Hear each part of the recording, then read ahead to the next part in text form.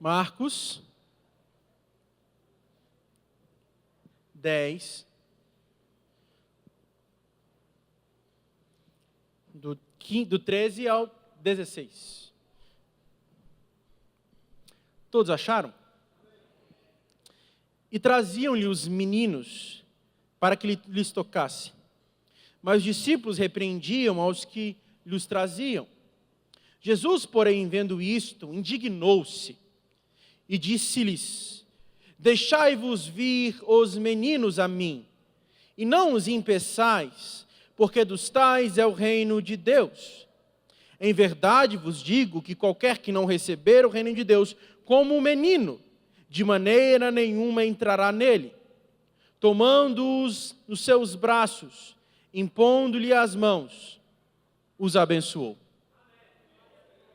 Pai, estamos em Tua presença, clamando ao Senhor e pedindo que o Senhor fale conosco pelo poder da Tua palavra, pelo Teu Evangelho. Direcione-nos para que nós possamos testificar e vivificar através do Teu Espírito Santo em nossas vidas. Fala conosco pela Tua palavra em Cristo Jesus. Amém e amém. Quem for salvo pode sentar, dando glória a Deus e aleluia.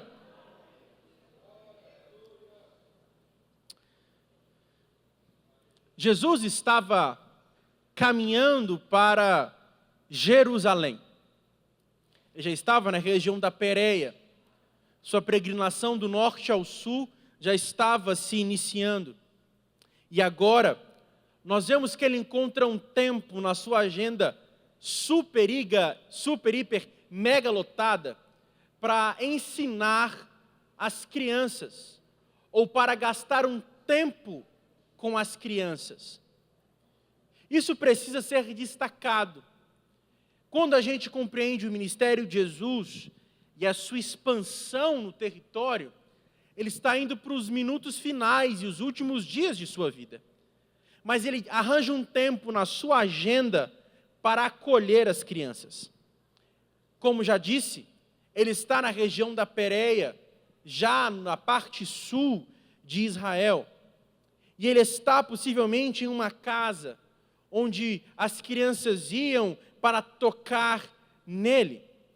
E o versículo 13 diz: E traziam-lhe meninos ou crianças para que lhe tocasse, mas os discípulos repreendiam aos que lhes traziam. Perceba que neste texto há 3 grupos. Primeiro grupo, os que levam as crianças. Segundo grupo, os que impedem as crianças. E o terceiro grupo, o que acolhe as crianças. Primeiro grupo, os que trazem as crianças. As crianças não foram levadas pela sua própria vontade, até porque elas não tinham compreensão para tal. Elas foram levadas, trazidas até Jesus.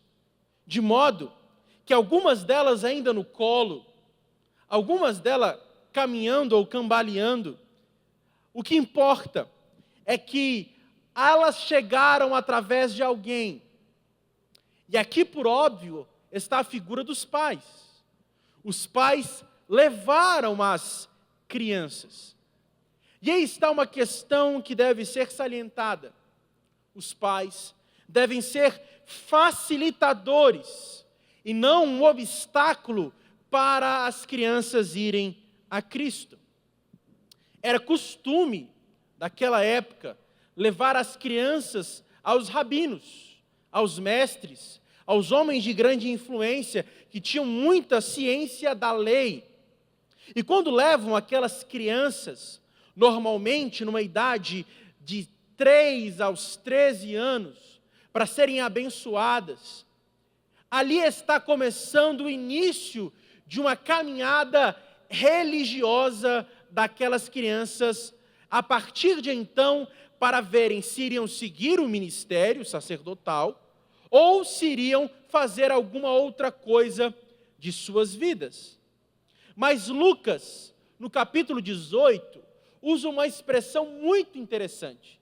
Ele usa a expressão que é brepos. Jesus está recebendo os brepos, os recém-nascidos, as criancinhas de colo, crianças que ainda não andavam, mas crianças que eram próximas a uma idade de recém-nascidos. E entenda, naquele tempo, para a sociedade judaica, os filhos nada mais eram do que uma perpetuação familiar. Para os gregos, haviam castas, ou você tinha uma alma de ouro, de prata ou de bronze. Se você tinha uma alma de bronze, você iria para a agricultura, uma alma de prata, você iria para o serviço militar, e uma alma de ouro, você então seria parte da polis, você seria um político. Então a função ali das crianças para aquele tempo de Jesus, nada mais é do que uma perpetuação da família. Entretanto, Jesus abre uma nova realidade dizendo, essas crianças, elas têm ciência de agora uma vida espiritual. Entendendo um pouco deste texto, eu fui ler alguma coisa, e há um teólogo alemão que diz o seguinte, não deixe as crianças esperar, não hesite em trazê-las para Jesus, não conte com mais tarde, quando ela for maior, quando ela entender a Bíblia ou quando for batizada. As crianças podem ser levadas a Jesus muito pouco tempo depois de nascerem e que elas possam ser ensinadas em seus lares, a fim de compreender a verdade de Cristo. Afinal, Jesus já acabou de romper com barreiras de gênero, porque as mulheres têm espaço no seu ministério. De profissão, os cobradores de impostos também têm espaço em seu ministério.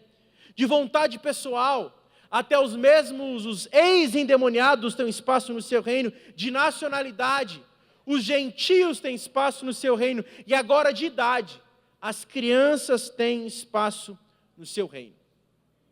Então o primeiro grupo é o grupo que leva as crianças. Há um segundo grupo, os que impedem as crianças. E os que impedem as crianças são os que, na verdade, deveriam facilitar. Mas os discípulos tornam-se um empecilho para aquelas crianças. Eles não compreenderam o reino de Deus ainda de fato. Sua visão ainda muito obscurecida. Repreendiam aqueles que levavam as crianças, porque não queria que Jesus fosse incomodado. Talvez por comodismo, por negligência ou por falta de compreensão espiritual. O comodismo é aquela frase que você já deve ter ouvido quando você fala para um pai ou para uma mãe, por que você não trouxe fulano de tal para a escola bíblica dominical? E a resposta é porque o bichinho estava dormindo, eu não quis acordar. Negligência, não. Quando for mais velho, ele vai conhecer. Ou falta de sabedoria espiritual. Não, eu não preciso me preocupar com isso. Na hora certa, eles vão conhecer a Jesus. E os discípulos tornaram-se um empecilho para aquelas crianças terem um contato com Cristo. Terceiro grupo, ou o único representante deste grupo é Jesus, que demonstra o seu amor, cuidado e atenção sobre todos que eram marginalizados. Ele dava espaço para leprosos, enfermos, publicanos, prostitutas, gentios e agora as crianças. Jesus encoraja os pais a levar as crianças e repreende aqueles que são um empecilho para que as crianças conheçam a Jesus. Versículo 14. Jesus, porém, vendo isso, indignou-se e disse-lhes, deixai vir os meninos a mim, e não os impeçais, porque dos tais é o reino de Deus. Não é a primeira vez que Jesus mostra amor pelas crianças. Na verdade, Jesus já havia dito anteriormente que aquele que recebe uma criança está recebendo ele próprio, e aquele que escandalizar uma criança é melhor amarrar uma pedra no seu pescoço e lançar-se em alto mar. Mas a palavra aqui, para indignar, significa ter raiva, sentir repulsa. Jesus se indignou com aqueles que deveriam ser facilitadores e estavam se constituindo como empecilho para o avanço do reino de Deus. Jesus fica indignado com aqueles que fecham a porta ao invés de abrir a porta. Jesus fica indignado com aqueles que criam obstáculos para o avanço. Jesus fica indignado quando, ao invés de nós sermos pontes, nós somos muros. Jesus se indigna quando a igreja torna-se um empecilho para a conversão, porque infelizmente muitas pessoas são muros e não são pontes. Ao invés de abraçarem, acolherem, estender a mão, tornam-se empecilho, pedra de tropeço. Mas nós precisamos ser pontes espirituais e não muros. Nós precisamos abrir a porta e não fechar a porta. Nós precisamos mostrar Cristo e não esconder a Cristo. Nós precisamos ser pontes e não muros. Será que nós estamos atraindo ou nós estamos distanciando? Será que nós estamos acolhendo ou nós estamos expulsando? Deus nos chama a sermos pontes e não muros. Seguindo, Jesus encoraja os pais a levar as crianças até Ele. Não somente levá-las, mas Jesus usa as crianças como um exemplo. Deixam que eles venham a mim. E aqui eu preciso abrir um parêntese. Nós precisamos pregar o Evangelho aos nossos filhos, e não meramente contar histórias morais. Porque normalmente nós contamos histórias morais e não pregamos o Evangelho. Por exemplo, vamos contar a história de Davi. Davi estava num certo dia vendo o seu povo sendo humilhado, e ele se põe à disposição de Deus e derruba e mata um gigante. Ei, você vai derrubar os gigantes da sua vida. E você explica para os seus filhos o exemplo moral de Davi, mas não falamos do Evangelho. Porque Davi derrubar o gigante não é o Evangelho. O Evangelho é para onde Davi aponta. Davi aponta para Cristo, que derrubou o gigante do pecado, derrubou o diabo e derrubou o mundo. Então não basta falarmos exemplos morais, nós precisamos ensinar o Evangelho, para que as crianças vão a Cristo e não somente ao que Cristo dá. Nossos filhos precisam aprender quem é Jesus e não somente o que Jesus proporciona.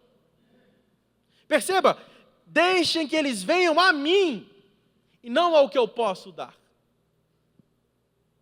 Cristo precisa ser ensinado e não meramente falarmos dos seus milagres como um meio de propulsão da fé, mas mostrar que os milagres apontam para a redenção. Nós precisamos inculcar o Evangelho nas nossas crianças. Há um teólogo, John Riley, um anglicano do século XVIII ou XIX, se não me falha a memória, foi bispo em Liverpool. E ele fala uma frase que é a seguinte: nenhuma igreja pode ser considerada saudável se não acolhe bem as crianças, não lhes ensina o Evangelho e dedica-se às próximas gerações. Nós precisamos nos preocupar com a geração por vir. Eu já falo isso 1 milhão de vezes, volto a repetir. Eu não estou preocupado com o Evangelho daqui a 5 anos.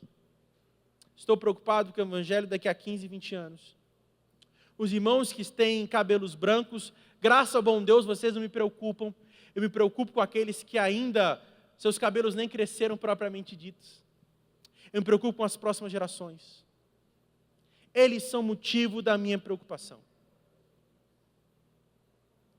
Falando em termos denominacionais, A Assembleia de Deus, na década de 80, crescia mais de 70% ao ano. No ano de 2013 foi feito um censo, ela cresce aproximadamente 8% ao ano. O que aconteceu?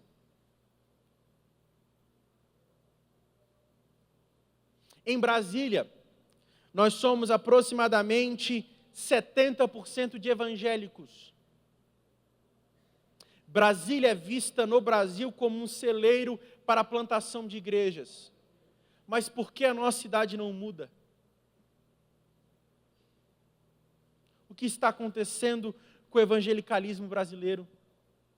O que está acontecendo com a nossa espiritualidade? Seguindo.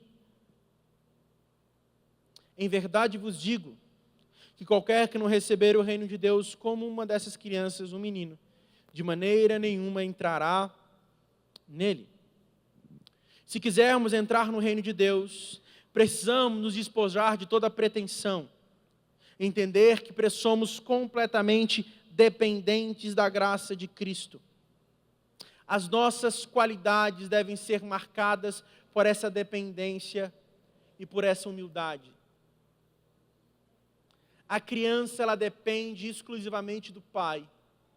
E o que Jesus quer ensinar aqui é que se nós não formos dependentes, como aquelas crianças de colo recém-nascidas, nós não entraremos no reino de Deus. Porque no reino de Deus não há espaço para autojustificação. No reino de Deus não há espaço para mérito. No reino de Deus não há espaço para aqueles que se consideram capazes. O reino de Deus é para aqueles que são dependentes.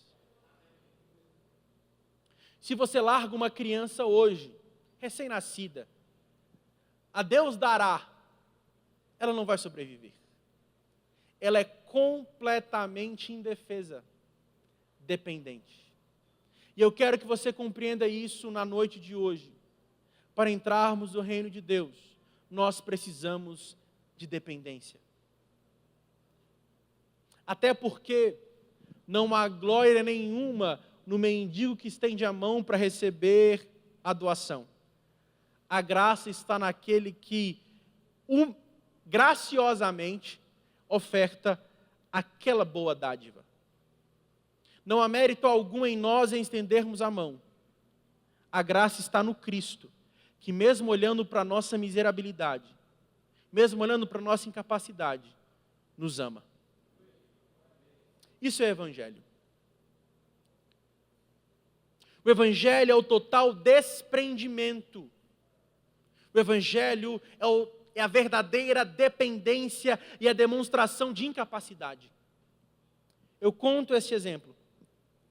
Imagine que eu pego uma dessas rosas aqui na frente, uma dessas flores. Pego essa flor e dou à minha esposa e falo, pega essa flor. Eu peço, passa essa flor para alguém. E ela vai passando essa flor por toda a igreja. E quando eu entregar essa flor, está bonita, está viva. Mas eu garanto que vai passar na mão de alguém, essa flor possivelmente vai se quebrar, vai amassar. E eu peço, quem está com a minha flor? Alguém me devolve essa flor. E ela está toda amassada. E eu pergunto, alguém quer essa flor? E ninguém vai querer uma flor amassada. Eu pego essa flor para piorar, jogo ela no chão, piso nela e falo, alguém quer essa flor? E ninguém vai querer essa flor. Isso é igual ao Evangelho. Nós somos essa flor amassada. Ninguém nos queria. Não há valor algum, não há mérito algum, mas Cristo nos quis, nos amassados, degradados, depravados, humilhados e sem valor. E nos regou através da obra do Espírito, nos plantou no jardim da graça e agora nós enaltecemos e frutificamos para a glória do nome dEle. Isso é Evangelho. Evangelho não é a flor bonita, Evangelho é a flor destruída, sem valor. Mas a partir de então, Cristo transforma e forma esta flor algo que glorifica ao seu nome. Para receber o reino de Deus, precisamos, como essas crianças, com simplicidade, confiança genuína e com humildade despretensiosa, confiar em Cristo. A única maneira de entrarmos no reino de Deus é dependermos completamente de Jesus. O reino de Deus é o domínio de Deus em nosso coração e na nossa vida, mostrando que as bênçãos do Evangelho fluirão através de nós. Mas há um grande problema aqui neste texto, porque os discípulos tinham zelo, eles queriam proteger Jesus, eles queriam, não, Jesus está muito cansado, Jesus pregou um sermão sobre casamento, ele está cansado, não vamos cansá-lo com essas crianças, eles tinham até zelo, mas zelo sem entendimento, e o zelo sem entendimento torna-se um empecilho para o avanço do reino de Deus. O zelo sem entendimento torna-se uma pedra de tropeço para o reino de Deus. Não adianta termos zelo se não tivermos entendimento. Zelo sem entendimento afasta as pessoas e não acolhe as pessoas. E uma vez mais eu volto a repetir, Deus chama a mim e a você para sermos pontes e não muros. As crianças não somente são vistas aqui, elas são tomadas como exemplo de humildade, de dependência, inaptas para se salvar, dependentes da graça de Cristo. É isso que Jesus quer ensinar. Aqueles que entram no reino de Deus, para ser dependentes e humildes como aquelas crianças. Mas há uma bênção. E tomando-o nos seus braços, impondo-lhe as mãos, abençoou. O que diz no primeiro verso 13 é que eles iriam tocar em Jesus. Mas quem quer tocar em Jesus é abraçado por Jesus. Isso é maravilhoso. Porque o reino de Deus sempre tem mais a nos dar do que aquilo que nós queremos. Eles queriam tocar, Jesus abraça. E Ele abraça aquelas crianças. O pai e a mãe levam as crianças até Jesus. Jesus abraça as crianças. Impõe as mãos sobre suas cabeças e as abençoa. A expressão aqui, abençoar, é uma bênção fervente, marcada por fervor. Uma bênção contínua. E nós precisamos sim ser um canal de bênção para as outras pessoas. Lucas 24. Vamos lá. Lucas 24, 50 e 51. Lucas 24, 50 e 51. E levou-os para fora até Betânia, levantou as suas mãos e os abençoou. E aconteceu que, abençoando ele, apartou-se deles e foi levado ao... Qual foi a última coisa que Jesus fez antes da sua ascensão? Abençoar seus discípulos. Nós precisamos abençoar uns aos outros. A nossa boca precisa ser fonte de bênção. Se você não abençoar, engula a sua língua. Mas não amaldiçoe. Seja uma fonte de bênção. A promessa a Abraão é: Abraão, tu serás uma bênção. A partir de você, as famílias da terra serão benditas. Nós precisamos ser uma bênção. Assim como Moisés foi uma bênção. Deuteronômio 33. Deuteronômio 33. E se tem um camarada crente, esse camarada era o tal do Moisés. Deuteronômio 33, 1. Deuteronômio 33, 1. Está lá? Esta, porém, é a bênção com que Moisés, homem de Deus, abençoou os filhos de Israel antes da sua... Fazer uma pergunta aqui. Quem foi ou quem foram os responsáveis pela não entrada de Moisés na terra prometida? Quem foi? O povo. Quem impediu Moisés de entrar na terra prometida? o povo. E o que ele faz antes de morrer? Ele abençoa o povo. Moisés era crente.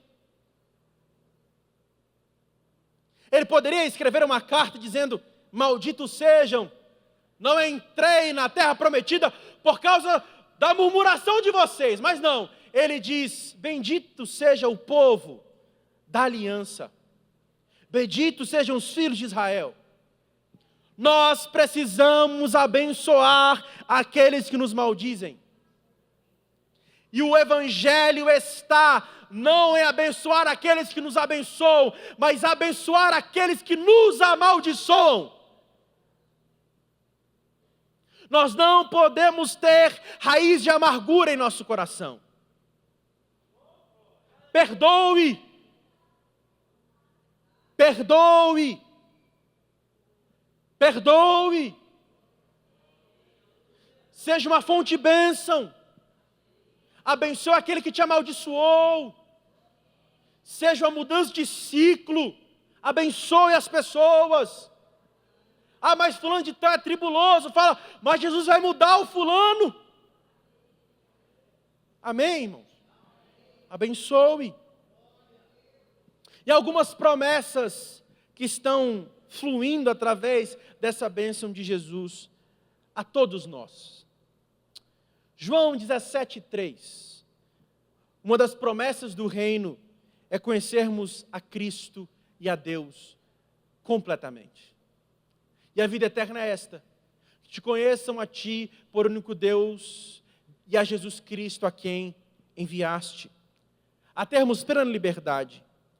Romanos 5:2. Romanos 5:2, por favor.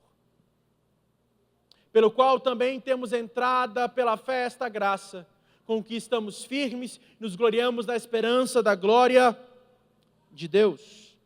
Hebreus 4:16. Hebreus 4:16.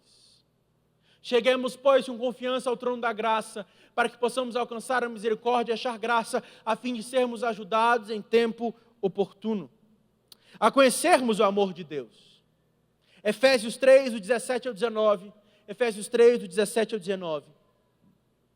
Para que Cristo habite pela fé em vossos corações, a fim de que, estando enraizados, fundados em amor, podeis perfeitamente compreender com todos os santos qual seja a largura e o comprimento e a altura e a profundidade, e conhecer o amor de Cristo, que excede todo entendimento, para que sejais cheios de toda a plenitude de Deus. Sermos transformados em imagem de Cristo. 2 Coríntios 3:18. 2 Coríntios 3:18.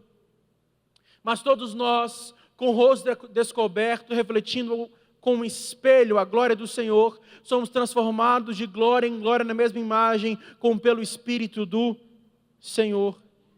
Filipenses 4:7.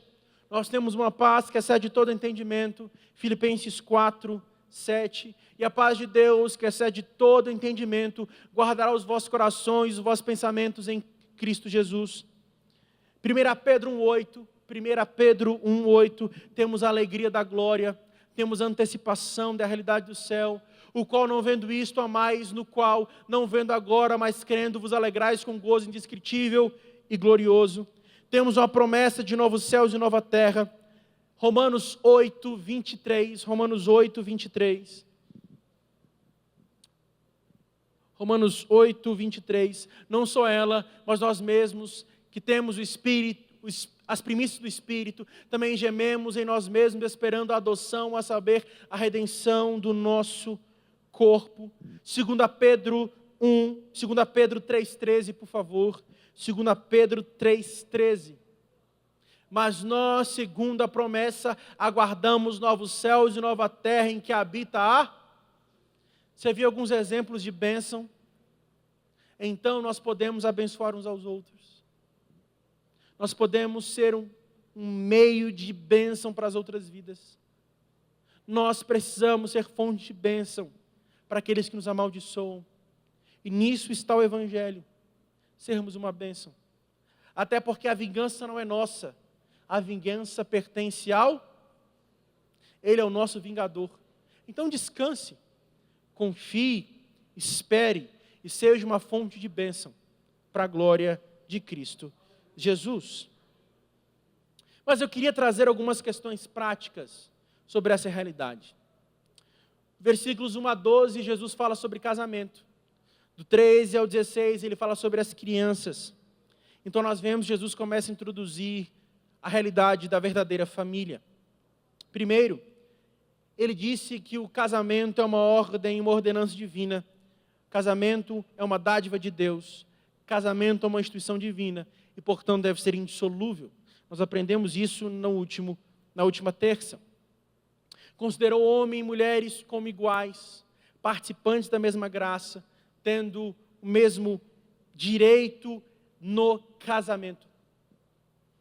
Além disso, ele enfatizou a importância de cuidarmos das nossas crianças.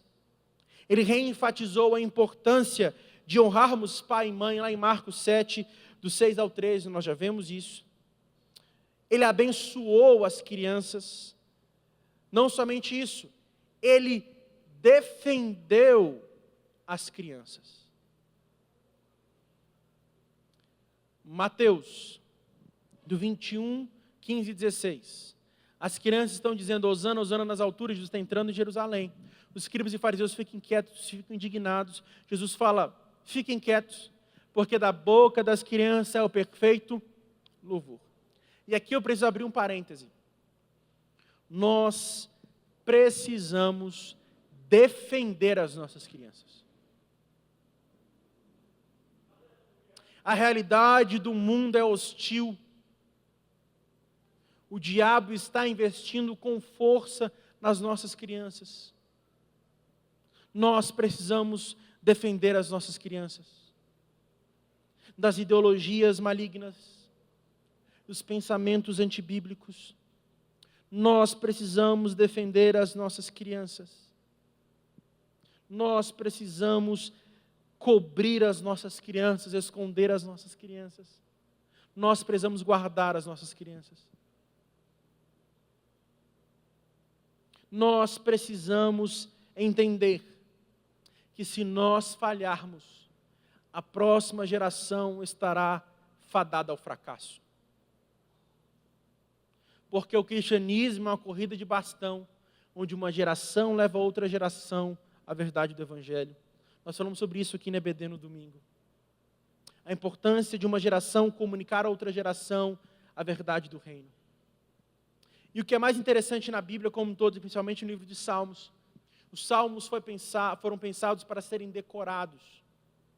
Uma prova disso é que o Salmo 119, ali são as letras do alfabeto hebraico. E a intenção é decorar. É decorar.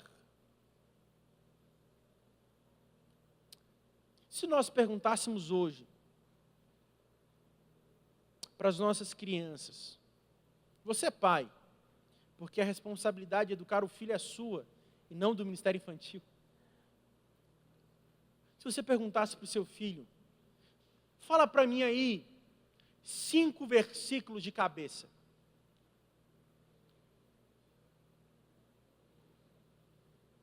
Imagina citar o Salmo 119 inteiro.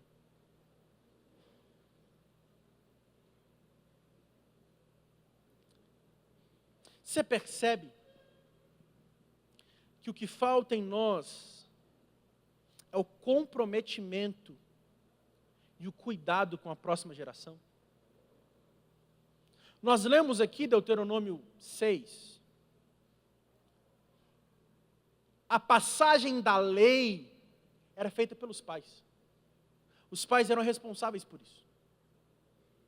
A maior responsabilidade de um pai judeu é ensinar a criança a verdade de Deus.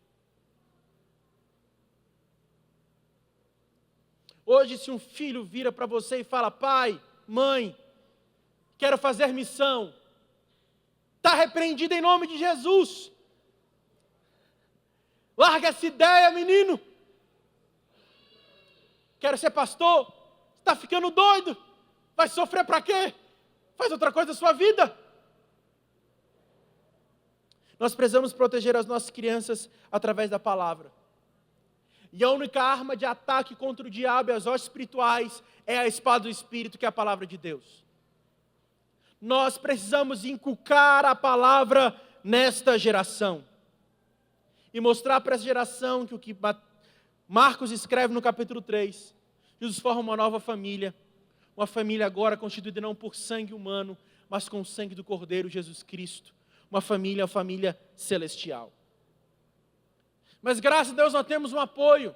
Nós temos o ministério infantil. E eu preciso definir aqui algumas questões em detrimento do ministério infantil. Primeiro, nós líderes e pastores temos a responsabilidade de oferecer uma direção, cuidar da equipe, definir prioridades, limites e tomar decisões. Os líderes e cooperadores do ministério infantil são os responsáveis por equipar, são as mãos e pés, a organização, o chão da fábrica, executando o ministério infantil e fazendo acontecer, com programas, treinamento de voluntários, locando membros que possam ajudar, recrutando pessoas e distribuindo assim a verdade do Evangelho. A igreja, qual é a função da igreja e o ministério infantil? A igreja vai oferecer o voluntariado. Eu tenho certeza, se você perguntar para a tia Geisa hoje, tia Geisa, posso ajudar? Eu não tenho trabalho demais, tia Geisa, para fazer. Tem muita coisa. Nós somos voluntários no ministério infantil. O ministério é a treliça. Nós cultivamos a videira. Somos nós que podamos. Somos nós que fazemos a estrutura criada por eles, mas somos nós que desenvolvemos esse trabalho. E nós precisamos entender a necessidade de voluntários nisso. Eu comecei meu ministério dando aula para as crianças. Fui tio da EBD. Dei aula para as crianças. Eu dei aula para criança. Eu dei aula para o jovem adolescente. Com 19 anos eu estava dando aula no templo. E dou aula da EBD até hoje. Mas eu comecei dando aula para as crianças. E eu nunca me esqueço uma vez que em sala de aula, motivado pelo Espírito, eu apaguei as luzes, li com as crianças a história da cruz. Eu literalmente li a história da cruz. E após alguns minutos, lendo a história do Evangelho, eu liguei as luzes e uma grande porcentagem de crianças estava chorando, porque entendeu quem de fato era Jesus. Hoje são jovens e adolescentes da nossa igreja. Nós precisamos mostrar Cristo a esta geração. E os pais são uma parceria. Eles cooperam com o ministério infantil. Eu preciso destacar isso. Quem educa o filho não é a tia da EBD. Quem educa o filho é o pai e a mãe. Não terceirize para a escola bíblica dominical a sua função de educar o seu filho. Deus colocou você para educar o seu filho. Até porque seria desonroso achar que 1 hora por semana modificaria a mentalidade do seu filho. Sendo que ele é ensinado 8, 6 horas por dia, uma doutrinação muitas vezes. Então, pai, mãe, você é responsável pela educação cristã dos seus filhos. É sua responsabilidade. Se você não quer fazê-lo, não tenha filhos. Mas se você tiver, é sua responsabilidade.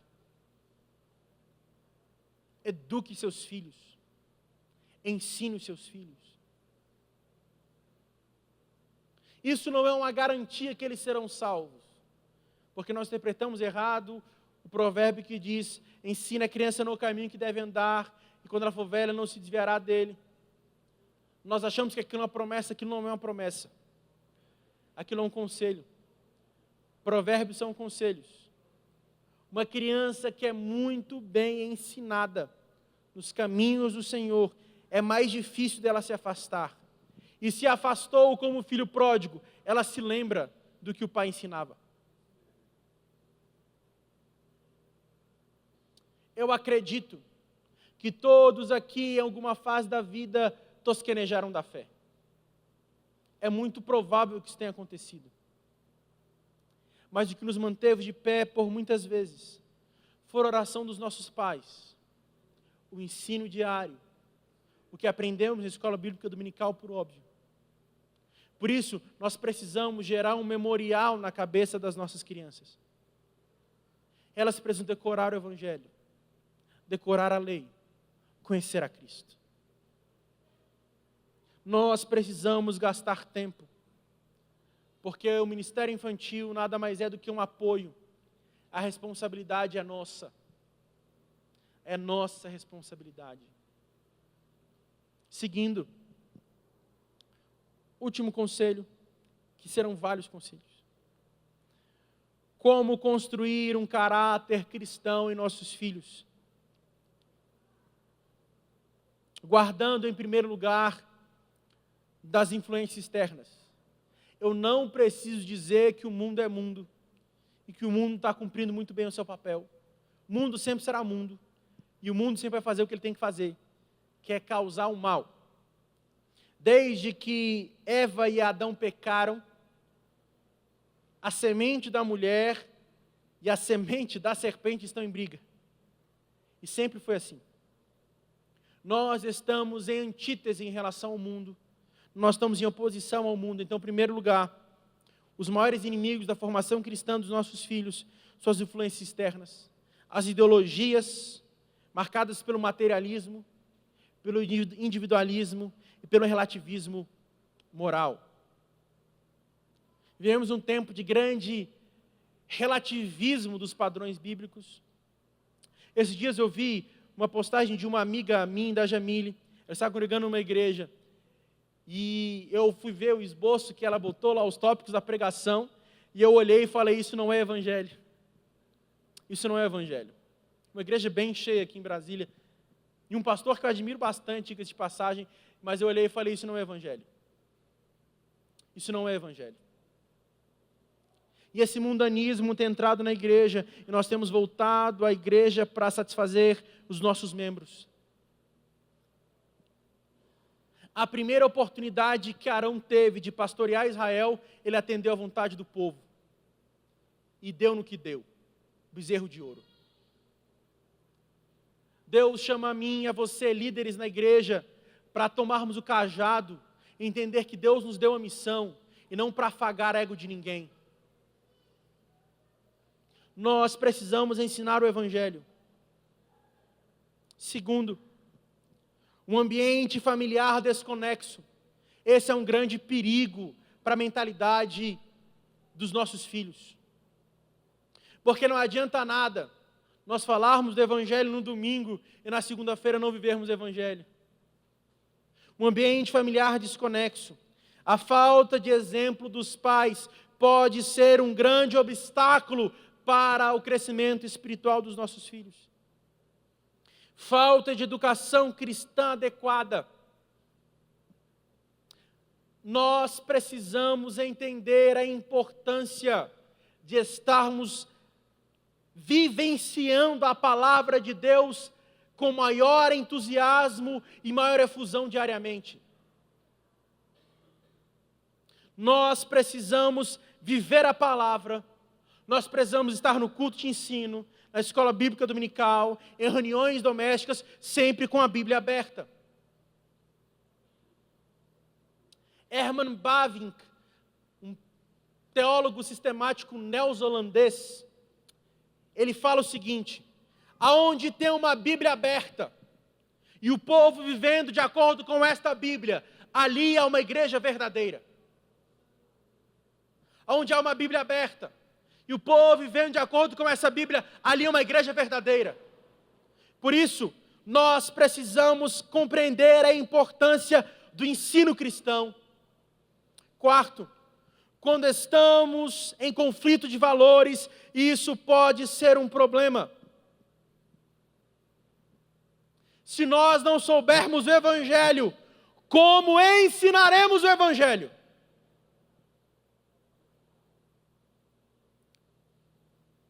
Se nós não soubermos a verdade de Cristo, como ensinaremos a mesma?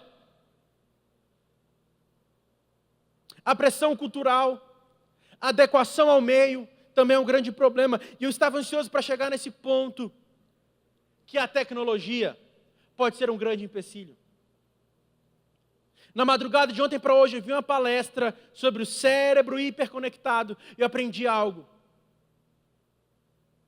Nós estamos sendo manipulados pelas redes sociais.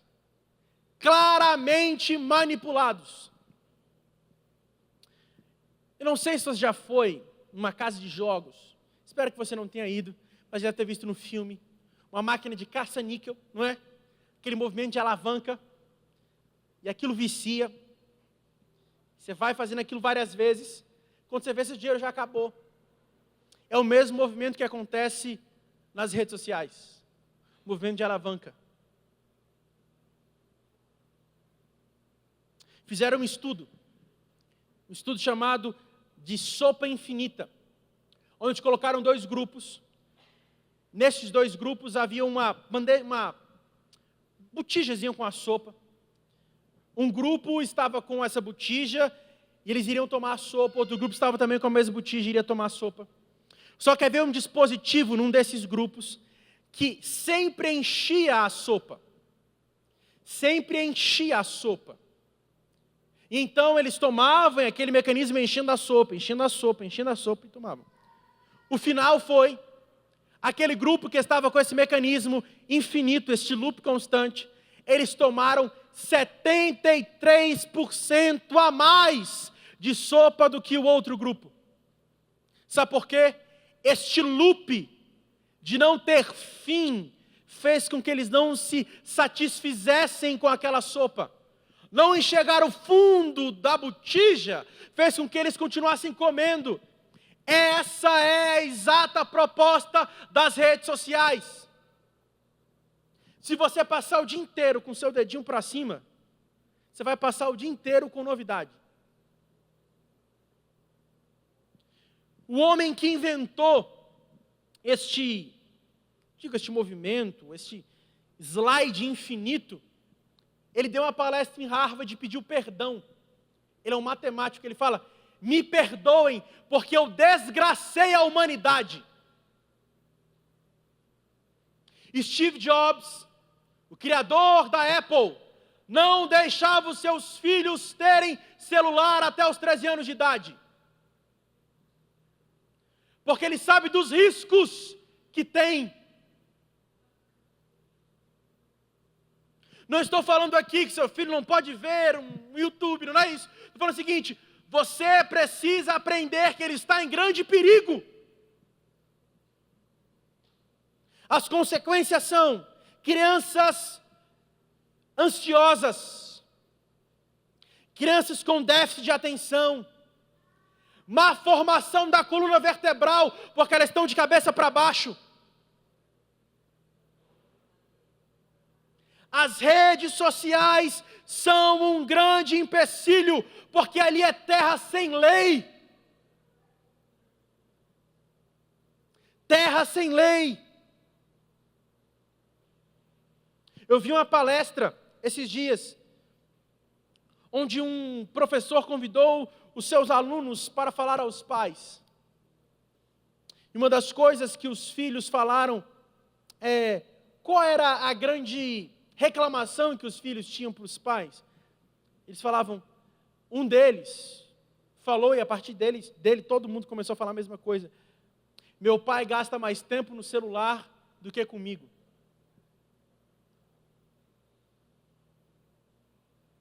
Isso é um grande problema. Sabe por quê? Porque as crianças repetem aquilo que nós fazemos.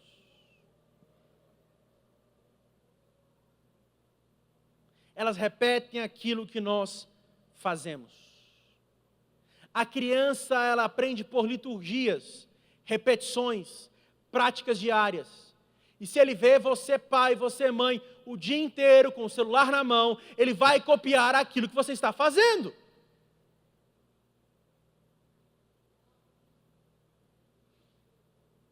Falei com a Jamília esses dias, eu falei, meu sonho é voltar ao tempo onde não existia rede social, onde ligávamos para conversar e passar alguma demanda. Estou pensando em fazer isso, apesar de que se eu fizer isso, o banco não vai funcionar da igreja, porque tudo depende da minha aprovação e do pastor Alexandre. Mas nós estamos em grande risco, gente. Sabe quem tem discipulado os nossos filhos? São os YouTubers.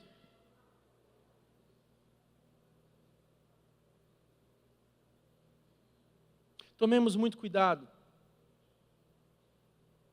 Além disso, o nosso desinteresse pelas... vai cair.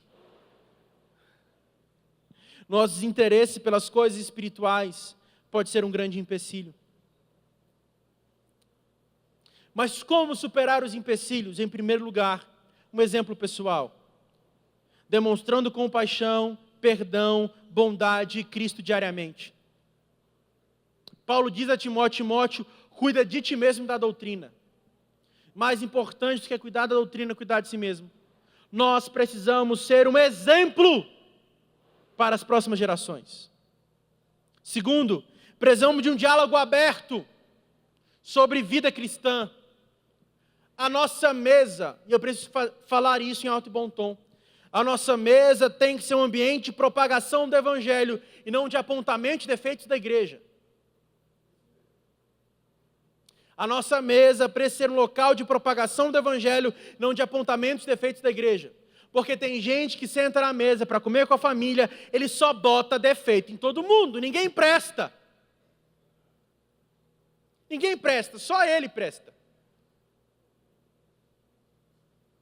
A nossa mesa, o nosso lar, tem que ser um ambiente de propagação do Evangelho.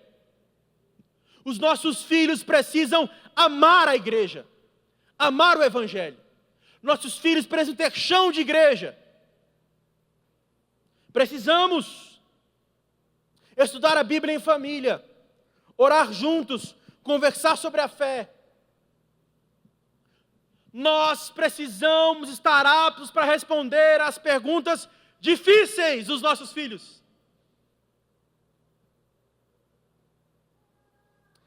A mesa da nossa casa precisa ser uma força motriz do Evangelho. Nós precisamos falar de Cristo, desenvolver uma teologia da mesa, onde nós somos os principais pregadores do nosso lar. Nós precisamos ensinar o Evangelho. Terceiro, primeiro exemplo pessoal, um diálogo aberto, envolvimento com a comunidade. Nós precisamos participar ativamente da igreja. Entender que a igreja é um ambiente de união, onde as pessoas são diferentes umas das outras, mas o propósito é o mesmo, e se não for, deixe isso para lá, trabalhe para Jesus e assunto encerrado. Um ambiente de adoração comunitária. E isso tem sido um grande problema. E eu tenho percebido isso, olhado a respeito disso, onde a igreja está se tornando um ambiente de ensimesmamento. As pessoas não conseguem mais olhar um no olho da outra, porque a luz da igreja não deixa você olhar mais no olho da outra. Você não sabe quem é a pessoa que está sentada do seu lado. Eu fiquei surpreso esses dias, quando eu vi um exemplo de uma irmã que congregava em uma outra igreja, uma igreja muito grande, e ela falou que ela ficou aproximadamente 6 meses, e ela não sabia o nome de ninguém na igreja, e eu falei, minha irmã, isso nunca foi uma igreja. Porque a igreja é um ambiente comunitário, é chorando com os que choram, se alegrando com os que se alegram, participando em comunidade, vivendo em comunhão. Isso é igreja. Igreja não é um lugar para consumir, igreja é um lugar para servir.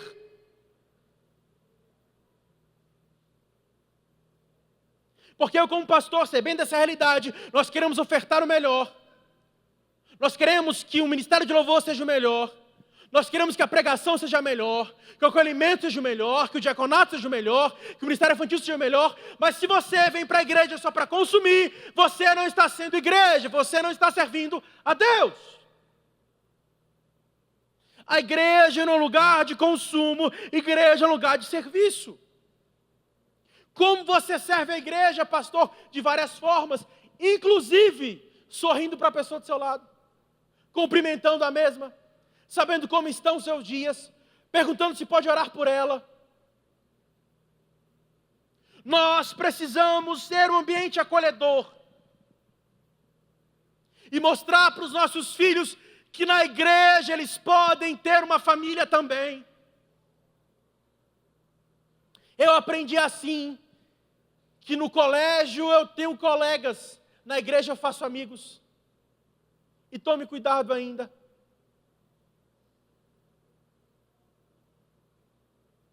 Mas coloque algo no seu coração, meu irmão e minha irmã. Se nós não nos envolvermos, nós teremos uma geração fragilizada. Há um estudo de um sociólogo americano na Universidade de Notre Dame, e ele fala uma coisa que é muito, muito interessante.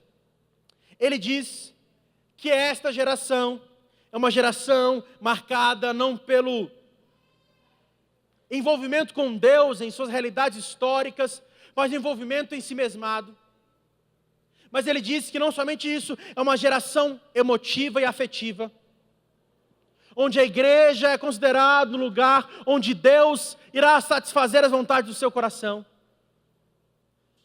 Por isso, nós precisamos, em último ponto, investir.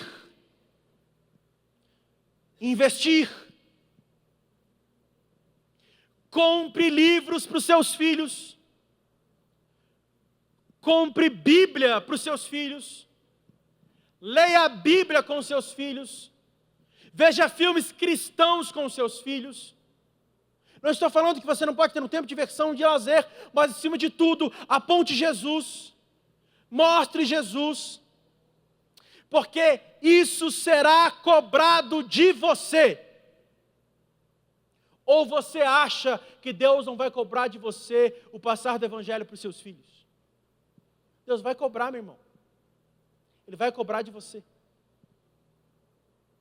Por isso, para mim, o maior missionário da Bíblia foi Noé. A família dele inteira entrou na arca. Nós precisamos investir, gastar tempo. Eu era uma criança muito teimosa. Minha mãe e meu pai sofreram bastante. Que a Aurora não me puxe em nome de Jesus. Em vez de me ajudar, tá vendo? Eu era criança muito complicada. Eu virava as coisas de cabeça para baixo. Uma vez a mãe virou para mim e falou: Aaron, não coloca o dedo na tomada. O que eu fiz? Enfiei o dedo na tomada. Aaron, não coloca o dedo na tomada. Enfiei o dedo na tomada. Até que determinado dia eu tomei um choque. E eu aprendi que não poderia colocar o dedo na tomada. Mas mesmo assim, virava e mexia, eu dava uma flertada com a tomada. E ela teve que me ensinar aquilo por muito tempo.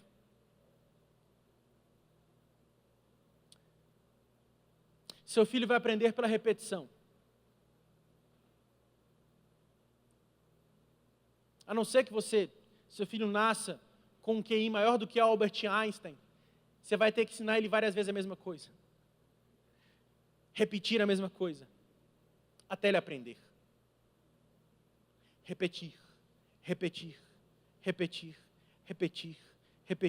Depois, repetir de novo. Repetir.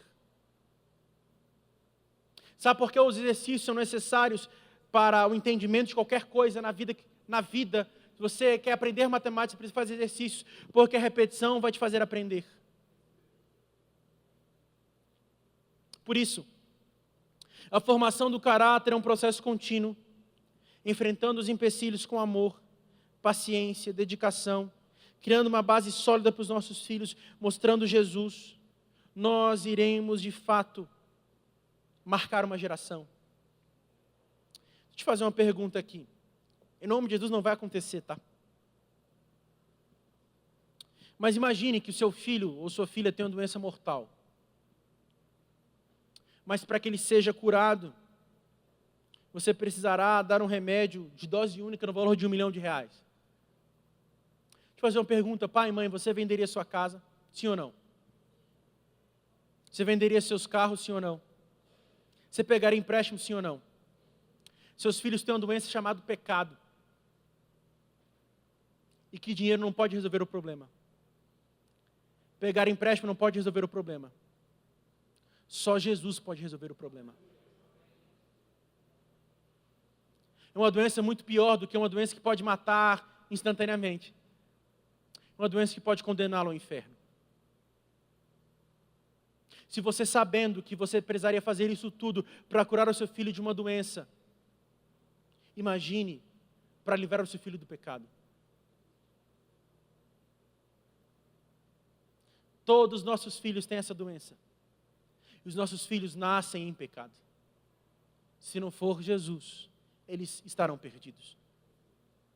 Se você abriria mão de tudo para salvar o seu filho, porque nós não abrimos mão das coisas para que os nossos filhos conheçam a Jesus? Eu quero orar com você, coloque-se de pé.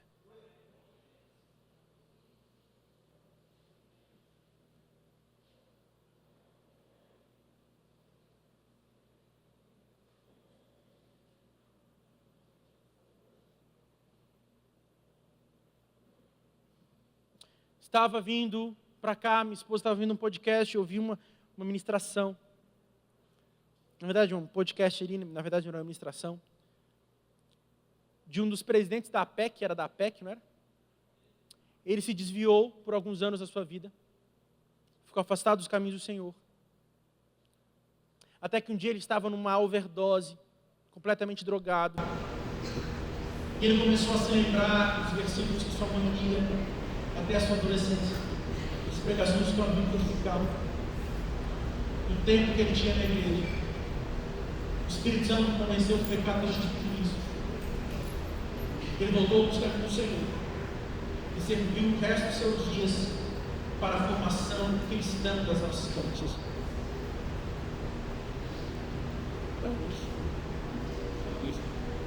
Sou voz da geração de pastores. Meu bisavô era pastor presbiteriano. Até que ele falou em línguas estranhas, foi convidado a sair da igreja. Foi convidado a se retirar. Mesma coisa com o meu avô, pastor Antônio Inácio, foi convidado a sair da igreja. Meu pai, formado dentro da Assembleia de Deus, se afastou dos caminhos do Senhor. Eu, na minha pré-adolescência, adolescência, fui um jovem não dos melhores. Dei muito trabalho para minha mãe. Tentei fazer tudo para aquilo do meu chamado. Até que entendi que Deus me chamava para pastor. Mas ser bisneto de pastor não faz de mim pastor. Eu precisei ter esse entendimento com Deus. Eu precisei ter esse entendimento. Seus filhos vindo à igreja, sendo filho de pastor, neto de pastor, filho de missionária, neto de missionária, não faz deles crentes. Por isso nós precisamos mostrar Jesus. Nós precisamos revelar Jesus. Nossos filhos precisam de Cristo. Essa doença, o pecado, somente o antibiótico da cruz pode resolver. Pai,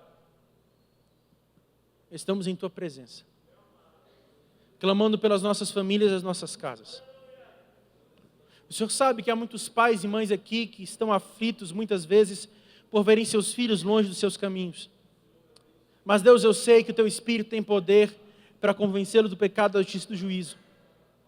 Que eles possam reconhecer a Cristo como seu Senhor e Salvador e possam voltar a enfileirar a vida em Cristo através de uma vida de militância, através de uma vida de devoção, de integridade.